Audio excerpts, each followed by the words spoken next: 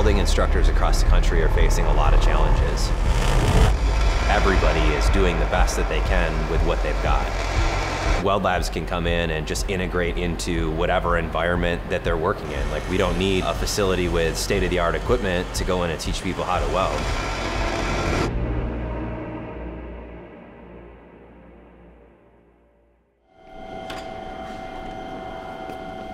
The moment I stepped in the shop, I realized how much this school needed me here. It needed a special type of person to take on the task at hand of kind of revamping their welding class.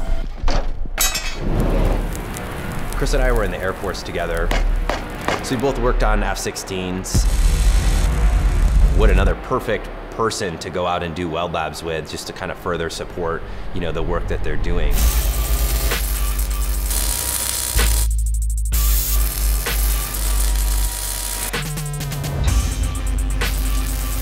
The biggest thing kind of going into having Weld Labs come out was making sure I had an open mind and made sure that my students also had an open mind and were going to be, you know, like little sponges when Nate and Rush came in. And so you're not hitting this roof. We're in a new shop, so we're constantly analyzing and trying to figure out, like, how can we jump in and help?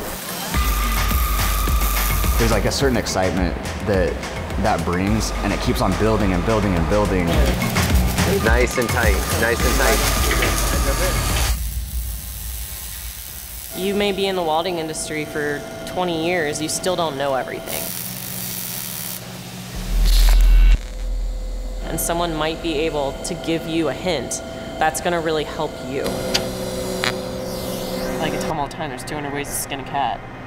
You just gotta find the easiest one. One of the big things with Weld Labs is we want to challenge a lot of the industry, this is the way that we've always done it type stuff. Nate and I had a talk yesterday about some stuff. Those boxes that young welders get put in end up hindering them in their careers.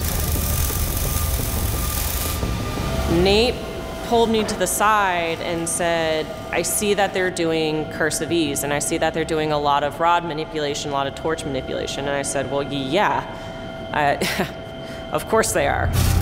Quite simply, he just goes, well, it's wrong. We're no longer gonna do that. We're just gonna try to do these nice straight lines. A lot of times it gets roadblocked right there. That arc is a cone, and it's gonna kind of bend. Somebody that's done it a certain way for a really long time, they're like, well, we got this figured out, we don't want to change anything. A lot of times as welders, we wanna go in and we wanna feel like we are the ones working. So we wanna manipulate it, we wanna do those cursive E's, we wanna do those zigzags, but at the end of the day, if you just stop, adjust your machine accordingly, and just lay it in there, it's gonna be a much more beautiful bead, a stronger bead, and one that you can rely upon. We can't be just training our students to go and do what everybody else has always done because people are afraid to challenge the norm. I say challenge the norm, but back it up with science, back it up with the facts, test it, verify it, and if it works, then do it.